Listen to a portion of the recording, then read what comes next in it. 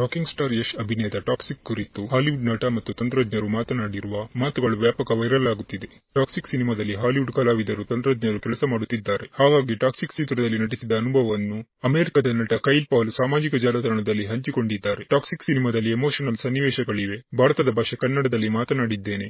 ಇಂಥ ಸನ್ನಿವೇಶಗಳಲ್ಲಿ ನಟಿಸಿದ್ದನ್ನು ಮರೆಯೋಕೆ ಸಾಧ್ಯವಿಲ್ಲ. ನಿರ್ದೇಶಕಿ ಗೀತು ನಟಿಸಲು ಬಹಳ ಸಹಕಾರ ನೀಡಿದರು. ಬಹಳ ಸಮಯ ತೆಗೆದುಕೊಂಡು ನಟಿಸಲು ಹೇಳುತ್ತಿದ್ದರು. ಸದಾ ಹುರಿದುಂಬಿಸುತ್ತಿದ್ದರು. ಚಿತ್ರತಂಡದ ಜೊತೆ ಕೆಲಸ ಮಾಡಿದ ಅನುಭವ ನಿಜಕ್ಕೂ ಅದ್ಭುತವಾಗಿತ್ತು ಎಂದಿದ್ದಾರೆ. ಅಲ್ಲದೆ ಚಿತ್ರದಲ್ಲಿ ಕೈಲ್ ಪಾಲ್ ಕನ್ನಡದಲ್ಲಿ ಡೈಲಾಗ್ ಹೇಳಿ ಥ್ರಿಲ್ ಆಗಿದ್ದಾರೆ.